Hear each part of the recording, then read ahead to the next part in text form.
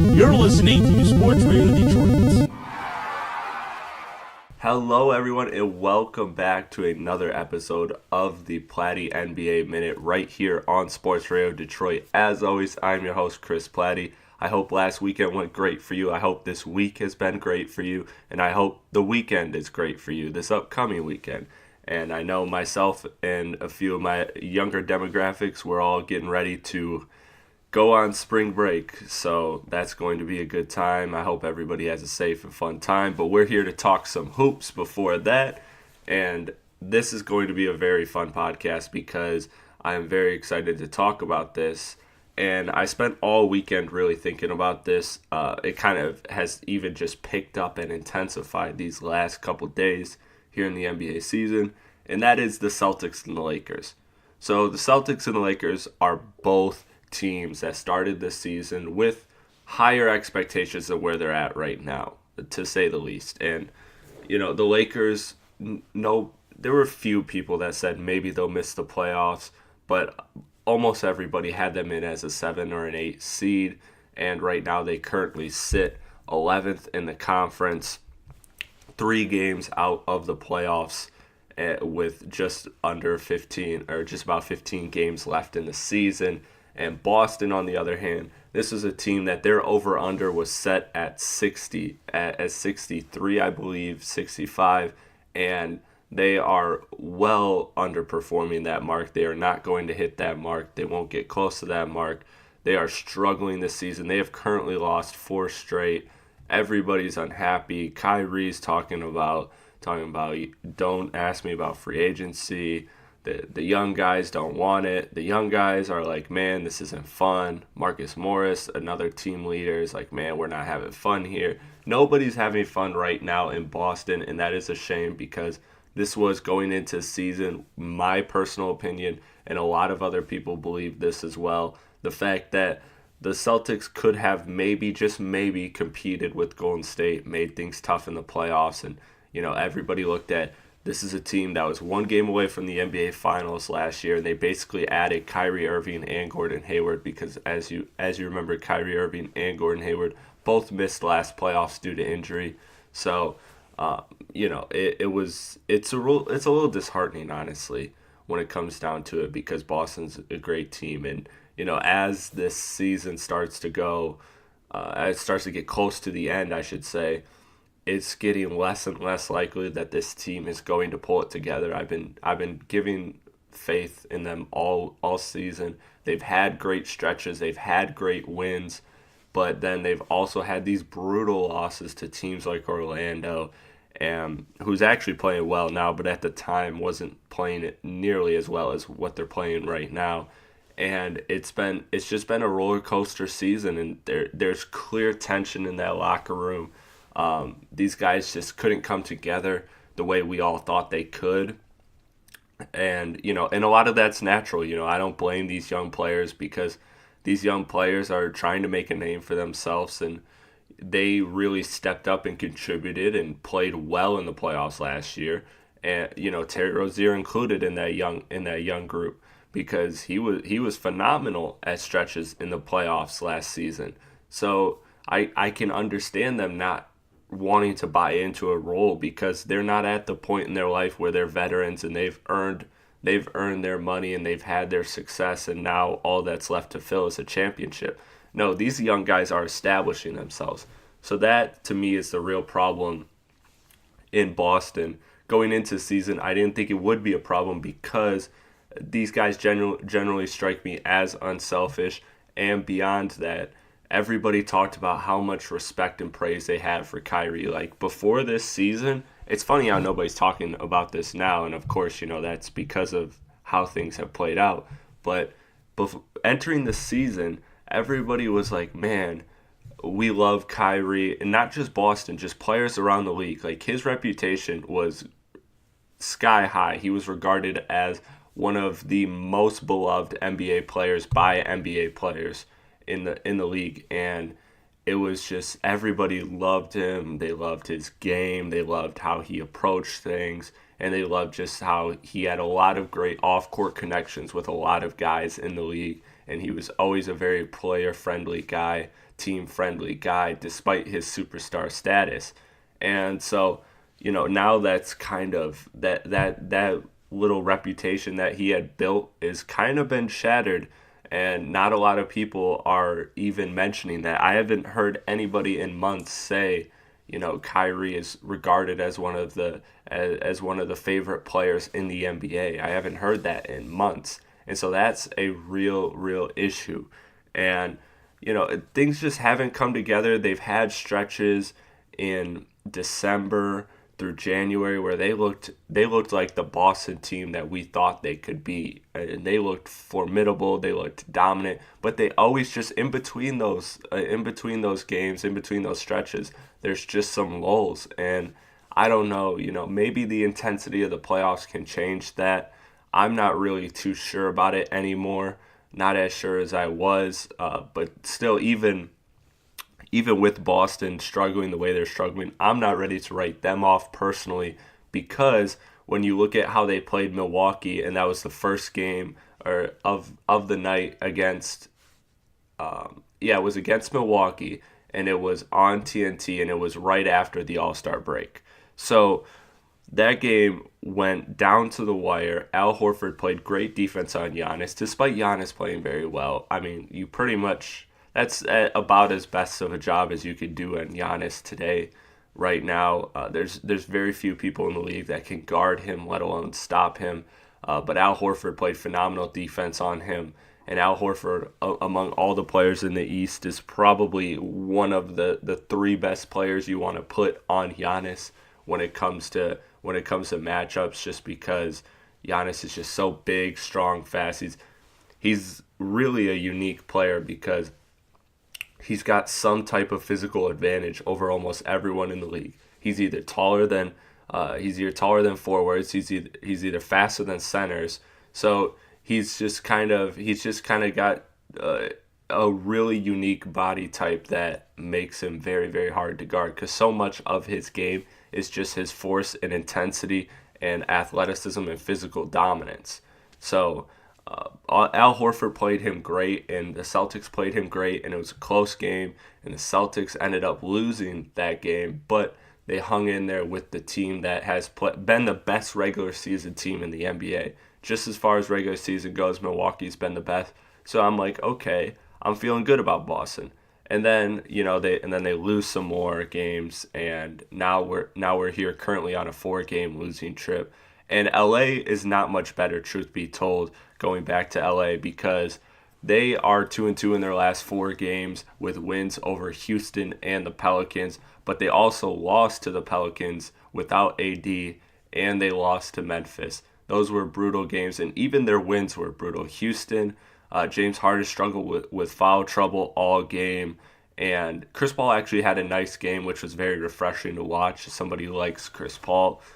He's kind of struggled this season, but he got it together for that game. And that game with Houston, man, Houston was up 20, and they just totally let it slip. It was one of those games that honestly, LA, I don't want to take credit from that win, but man, that was a win that was pretty fortunate for them on their schedule, and it was at their home floor too. So that was a whole another thing that was on their side, and they still were barely able to scratch and claw their way to victory there. And then the Pelicans, again, they play them this time with AD, ironically, and at home in LA, and they win by just 6 points. And that was just really telling to me, like LeBron has been talking in the media about all this pressure in this play of the players, because we're trying to look at what's to blame with these teams. What happened with Boston? It's Kyrie and the tension between Kyrie and the young guys. With the Lakers, it's the tension between LeBron and the young guys. And LeBron always talks about how he's so great being uncomfortable, and that is very true. He is somebody that absolutely plays well with his back against the wall. He's been doing that for years and years now. And the problem with that is that these young guys aren't ready for that moment. These young guys aren't not even ready, because Kuzma and Ingram are playing well, but some of these players just don't play well in chaotic high intensity environments, because LeBron is just a different guy.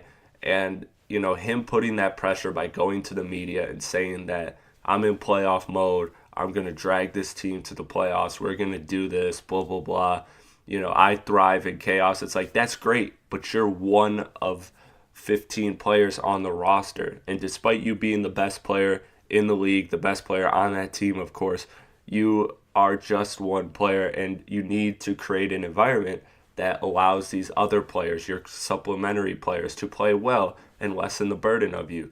And, again, credit to Kuzma and Ingram especially, because they have played well. Lonzo's, of course, been injured, and I think Lonzo is huge to their defense. But their problems go beyond defense. Reggie Bullock's been a nice addition, but outside of that, LeBron hasn't had a lot of help outside of Kuzma, Ingram, and Bullock. Hart's fallen out of the rotation, and honestly, in my opinion, not to any fault of his own.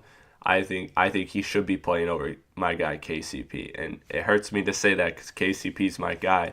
But if you want to look at the reason for the Lakers' struggles, he has got to be one of the top suspects because of the way he plays, and he's only scoring just single-digit points in these last 4 games. He's really struggling. He's been struggling shooting the ball all year. He's had little hot spurts here and there, but for the most part on the season, he's struggling. And it's just been not as great of a fit as we thought it would be. At least I thought it would be. I thought KCP was one of the few players on this team when the Lakers signed all those questionable deals. I thought Rondo and KCP were 2 that made sense to me. And, those haven't really shaken up. I like Rondo with the Lakers. I know that the numbers won't really say that, but I like watching Rondo play with LeBron. I think he helps LeBron, and I think that's a good combination. I also think Lonzo plays really well with LeBron, and that's something to really monitor and really kind of put stock in, because when Lonzo comes back, hopefully this team can get better and start to make a push for the playoffs for the Lakers' sake, for the Lakers organization. But I'm just wondering, with all this intensity that's going on within the Lakers, I'm just wondering if today, in this time and moment, if there's any superstar out there that wants to play with LeBron in the summer, because that's what this is on. We are on a scenario. We are on the path to an outcome. And again, we're on the path to an outcome. It's not set in stone, but there's a realistic possibility that LeBron doesn't get that star, or if he does get that star, it's a B or C tier star. It's not the Anthony Davis. Like, if they don't get Anthony Davis this summer, and it's looking very, very difficult to get Anthony Davis unless Boston just totally takes themselves out of the running and decides, you know what, Kyrie's leaving, we just got to build around our young guys and try and make things happen that way. If that's the case, then the Lakers, to me, are back in it. But outside of that, the Lakers can't touch a Boston package. And so if the Lakers don't get Anthony Davis this summer, it's going to be really bad for LeBron, because who are you getting? Clay is probably staying in Golden State, because Golden State will most likely max him. And even if they don't, I think the way Clay has seen this play out with LeBron and the Lakers, I don't think he'd sign up for this unless Anthony Davis again entered the equation. Then I think Clay would consider it, maybe even take it. But outside of that, I don't see that happening too much. Kevin Durant seems like New York is a done deal. That seems totally set in stone. He moved his business there, all that. I don't need to go into that. You've heard that on a million platforms. But KD is pretty much going to New York, and I feel very confident saying that. I didn't feel confident about LeBron going to the Lakers, so I didn't say it last year. But this is that same scenario. This is a scenario that everybody was talking about and months before, and it's coming, and it's going to happen, honestly. But anyways, that's all besides the point when it comes to Lakers in the summer, because if they don't get any of their guys, Kawhi again doesn't look like he wants to play. but that's going to add a lot of pressure, and LeBron's going to have to stay with this core. And remember, this is a core of players that were all very publicly offered in trades to the Pelicans for Anthony Davis. Like, this is just not a great environment right now in LA, and it's hard to put the blame on LeBron in some aspects because LeBron is playing absolutely well on the court, but there's just a lot of tension off the court. There's a lot of circling factors, outside factors that are, really trying to make things difficult, and actually are making things difficult for the Los Angeles Lakers to succeed. So with that being said, if you have to place the blame anywhere, it's on LeBron, right? Like, it's LeBron created this environment by forcing the trade for Anthony Davis and not getting it, by exerting all these public comments about how he's in playoff mode, he thrives in tension, but he's putting the young guys in a situation, and just honestly teammates, I shouldn't say young guys, because some of the veterans are even not playing well on this team. So that these are just players that aren't built to play in those situations like LeBron is, like Lance Stevenson and things of that nature. So it's just been a rough ride in LA, and honestly, I'm still at this moment just picking the Lakers to get the eighth seed just out of pure LeBron faith in him and faith in what he can do. We've seen what he did with Cleveland, but again, last year that was in the East, and they could coast a lot easier, and they had a lot easier schedule than the Lakers will have coming up down the stretch. So it's going to be very tight for them. It's going to be a crucial next month as the Lakers really try to propel themselves to the playoffs.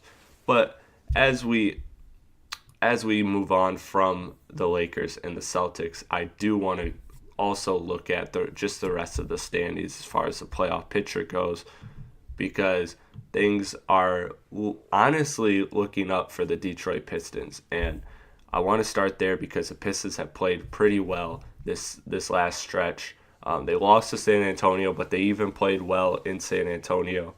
And, those wins against Miami and Indiana. Now, granted, those were both winnable games, but the fact that Detroit dominated those games or won them pretty easily, I should say easily, but they won them comfortably, that showed a level of that gave me a level of confidence in Detroit, honestly. They're playing well. Their shooting is a lot better. Wayne Ellington has really provided a hole that Detroit's needed. As great as Reggie Bullock was, and I really wish Reggie Bullock was still on this team for that simple fact that our shooting would be much better. But Wayne Ellington stepped up. Luke Kennard stepped up. Don Maker, obviously he's not hitting a lot of threes. He's not making a lot of shots, but he's playing some effective minutes, and him being able to play with Blake and Drummond is really a unique factor that the Pistons just quite frankly did not have before. So with that being said, granted, he's a project and he's going to get better, and he needs time to grow and develop and do all of those things that make him a better player, just kind of round out and flesh out his game.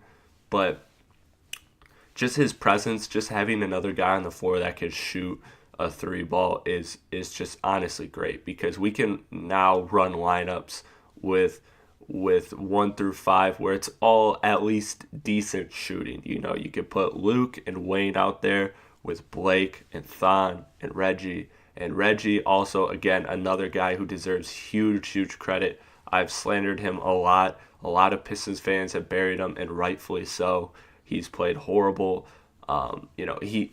It seems like, and he seems to believe now that he's actually finally healthy. And maybe that's the case. Maybe, we can't really go against his word. It's his body. He knows it. We don't. We're just watching.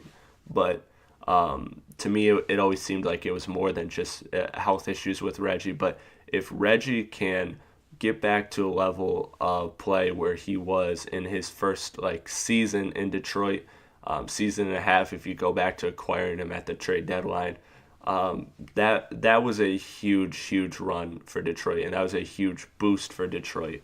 And again, I don't know if that Reggie Jackson is coming back and staying and he's unlocked, but he's played very well these last couple games, and you just honestly, I have to give him credit. Detroit to me now is looking like the clear seventh team in the Eastern Conference. Despite Orlando playing very well, Orlando deserves a lot of credit for the way that they handled Toronto, and they've won, I believe, now 6 in a row. Let me double check that.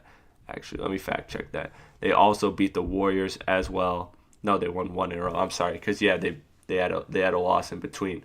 But Toronto and Golden State wins, and the Toronto win was very handedly, and just they controlled that whole game. I watched that whole game. They controlled it, and the Golden State Warriors game, they won it close. And so Orlando being able to win against two elite teams in two different ways, both on the road, was a very big moment for Orlando, and they played extremely well. But to me, Detroit seems like clearly the seventh best team. Brooklyn is playing very well. D'Angelo Russell's playing out of his mind. And you know what? I'm going to kind of defend that bottom three of the East. Obviously, these teams aren't as good as Utah, who's currently sixth in the West. But are they that much worse than the Clippers or the Spurs right now, the way those teams are playing? I don't necessarily think so. I think there is a gap. I think you're right. But I think right now, if we're judging how these teams are playing right now, both Detroit and Orlando are 7-3 in their last 10 games, playing very well. The Spurs, meanwhile, they went 1-7 on their infamous road trip, and they are struggling. They're currently in their last 10. I'll look this up right now. They are 3-7, and that includes their last win over Detroit. So Clippers just 5-5. They're starting to tread water. Now, you can probably say that the Clippers are better than the Nets, the Pistons, and the Magic, but I don't know. Are they? I don't know. I think it's a little bit more close than we would think. You look at the records and you see that the 8th seed in both conferences is actually totally inverted. 34-29 are the Los Angeles Clippers, and the Orlando Magic are 29 and 34th. That just, again, shows you the quality of East versus West. But, again, we're talking right now. Again, Orlando is playing great basketball right now. Detroit is playing pretty solid basketball right now. Brooklyn's playing good basketball right now. They're going to play Charlotte again. Charlotte has fallen off. They've lost 3 in a row, and they are 3-7 in their last 10. Miami Heat have also fallen off. They are 3-7 in their last 10 as well. So it's really kind of become, now of course with Orlando and Charlotte, they're tied, and Orlando owns the tiebreaker as we speak. So it's far from over. But the way Orlando's playing and the way Charlotte's playing and the way Miami's playing, it looks like it's going to be Brooklyn, Detroit, and Orlando. And I was going to give that last spot to Charlotte. And in fact, I did on the last episode of this podcast and previous episodes of this podcast. But I really like the way Orlando's playing, man. I watched them play. They're a good solid team, and I like the energy they play with, the hunger they play with. They're playing with a level of confidence that I haven't seen Orlando play with ever, honestly, since the Dwight Howard days, since the prime Dwight Howard days, I should say. They're playing pretty well basketball, and they're a solid team right now. As for the West, again, you have Utah, San Antonio, and the Clippers. To me, it's now it was a 5-team race for 3 spots, but to me now Utah, even though they're still only 2 games ahead of San Antonio, who's in 7th, Utah to me is safe. They got an easy schedule down the road. They've been playing great. They've been returning to form and kind of looking like the team that played very well last year, whereas San Antonio has struggled. The Clippers have been just kind of treading water. The Kings have been playing very well. Their games against OKC, against Milwaukee, against Golden State. Sacramento has played very well, this stretch of the season. They are 31-30, and they are 2 games back of the 8th seed. And the Lakers, like I said earlier, are 3 games back at 30-31. I'm honestly starting to come around on the Kings making the 8th seed, and I think a lot of that is me just rooting for the Kings, but also I just really like the way they're playing. They play high infectious energy basketball. They move the ball very well. Everybody seems to know their role and accept it, unlike LA. The Clippers, again, they're a team that, to me, they've gotten worse since trading Tobias. I like the pieces that they got in those trades. Obviously, not counting the future assets, but just counting like Garrett Temple and JaMychal Green. I liked those transactions for the Clippers, and I thought that those were pretty underrated moves because those are guys that if they were on the buyout market, a lot of teams would heavily pursue, and we would have seen them, but. That being said, now I think it's now a 4-team race for the final 2 spots. And if I had to guess on how things would go, again, I'll go with LA as my gut. But next week, I think I'll be ready to give it to the Kings or the Clippers, because if this Lakers thing doesn't turn around within this next week, I think we're really close to potentially getting maybe even a LeBron James shutdown for the season, a load management, letting him decompress and get his body back in shape, and of course LeBron's in shape, but you know what I mean, get him healthy with that groin injury. So I'm very curious to see how this next week plays out in the Western Conference and in the Eastern Conference, again with Charlotte and Orlando battling. Big game tonight, actually, as we speak. Charlotte and Brooklyn play each other. Brooklyn won the last game. D'Angelo Russell played out of his mind, scored the last 12 points to get Brooklyn the dub, and that was on the road too. Great game. Charlotte's, they're playing pretty well, but they just seem to be, as of right now, just a tier below Orlando, Detroit, and Brooklyn. And that's why they're currently sitting out of the playoffs. But those are my thoughts on both playoff conferences and, of course, the Los Angeles Lakers and the Boston Celtics. As always, let me know what you think on Twitter at RealChrisPlatte. Tweet at Sports Radio Detroit as well, at Sports Radio Detroit. And be sure to check out all the content that Sports Radio Detroit has to offer. Thank you, everyone, for listening. Once again, I hope you enjoy your weekend.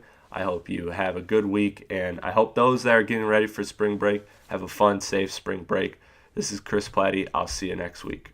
This has been an SRD production. Hi, this is Jason Pinkett from Pucking Around and Spinning the Wheels on Sports Radio Detroit. Check us out every Sunday over on the SRD Hockey feed on Spotify, TuneIn Radio, Podbean, iTunes, and Stitcher. That's SRD Hockey in your search bar. New episodes every week.